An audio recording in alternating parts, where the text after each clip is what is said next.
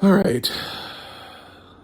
All right. First off, I'm going to say spoilers, just in case. I don't know if I'm talking about spoilers that much in this thing, but for those of you who have been following my Miss Marvel reviews, we're on to episode 5. There's one episode left because for some reason they thought 6 episodes would be enough to introduce a brand new character and her entire backstory and her entire family's backstory, along with the entire culture and like these other worldly people. It's nonsense.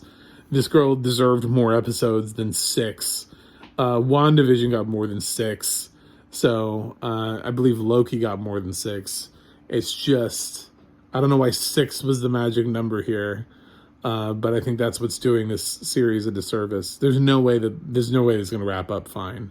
In the fun, this has to have a second season. Something else has to happen because this cannot possibly finish well. I'm in the one of the people in the minority who doesn't think this is the most amazing thing on the face of the planet. Anyway, I'm John Starkmack of movieguy.com, and this is my review of Miss Marvel season 1, hopefully of many, episode 5. And I'm a blind film critic, so I didn't see any cool special effects, but this episode wasn't really special effects heavy. I mean, it had some in it, but some of the other episodes have been more special effects heavy than this one. This one really took the time to take us back in time and show us her, I guess it's Kamala's great grandmother. One great. The one that actually started out with the bangle and passed it on down through, and she like kind of summons Kamala in a weird way, and then Kamala gets in there and Kamala saves what ends up being her grandmother, and then she takes this photo back and like shows her family, and everybody's like, oh my god, what? And that's like the earth-shattering revelation. But really the revelation here is that there still is no coherent, decent villain. There's just one woman that's in charge of like the clandestines, who has more screen time. She's not really interesting. Her backstory is not fleshed out enough for anybody to care. We've seen villains like this before, and they usually are in films where we didn't really like them that much. Let's face it, Taskmaster's backstory in Black Widow was not great. Caseless, whatever his name was, didn't have a great backstory. It's, sometimes they just kind of give you like a blip, but then you never latch on to the villain. And that's my biggest problem with Miss Marvel has been this whole time, how shitty her villain is. Like, just, she's been saddled with like a non-existent villain. She's been saddled with like, instead of being able to give her a villain, she's been given like an alien race of people, but like their number one person has the personality of paint drying on a wall. She's not even that dynamic of a personality. So I remember in Guardians of the Galaxy Volume 2, the unnecessary other plot line of the people who were hunting down Star-Lord and trying to kill him, and at least that one girl that they were featuring had a personality. Her plot line was unnecessary to the overall story. Ego should have been enough of a villain, but at least every time we saw her, she had sort of a personality. That would have been better than this. This is just nothing. So that's it.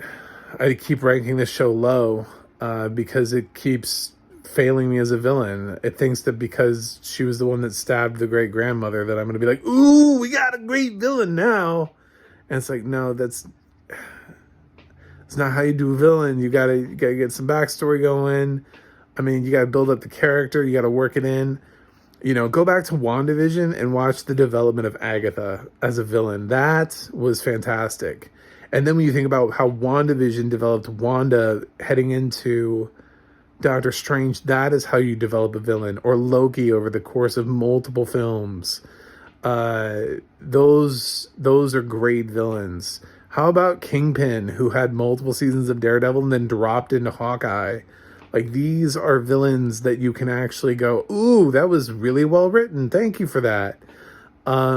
This is not that. This is on the low tier. I don't really care what anybody says.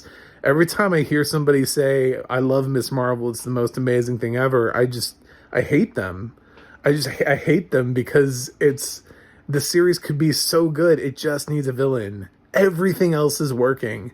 This series has no villain in the series. I refuse to acknowledge that the clandestines have been made to be any sort of impactful villain that's remotely memorable. It would have been like if the one assassin guy that was working under Echo, if Echo wasn't there and he was just like the top, if like he was it. You didn't get Kingpin, you didn't get Echo, and that was Hawkeye. It was just this dude. That's kind of what it feels like. I feel like we just have this clandestine woman. That's it. And I don't know much about her. She's just nefarious. Whoop-de-doo. This is like the 37th Marvel project or something. So I need a little bit more than nefarious. Let's shoot for better than that. I need development, backstory. Damn, I mean, Ethan Hawke had more development, and he wasn't even the main villain. He was the guy unleashing the main villain, and he had more backstory in Moon Knight. So, I'm going to continue to be disappointed with Miss Marvel. The rest of the show is great. It's just the villains. I'm not complaining about anything else. I love everything else. So I'm going to give this episode, once again, a C+. I liked the backstory. I thought that was cool. And then they didn't really give me more. They didn't fix the villain situation. Now we're heading to the final episode. It's going to be like a big battle between Kamala and villains I don't care about. And then I'm going to be like, cool. I'm so excited for the future of Kamala. Yay. I mean, I could be if she fought somebody worth fighting. She could wipe out all of the clandestines. I wouldn't care. It just wouldn't bother me at this point. Anyway, let me know what you think in the comments. Like and subscribe. MacTheMovieGuy.com, the Audio Description Project, and the adna.org are the websites I always prop up at the end of these videos. And that's it for me today on Miss Marvel. See you again next week when I will continue to be optimistic every time I walk into a Miss Marvel episode and pray that it's going to blow my mind. I'm so ready for it. I'm here for it. I just need the villain.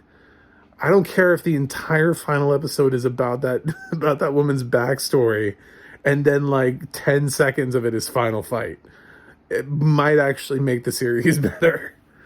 Anyway, see you next week.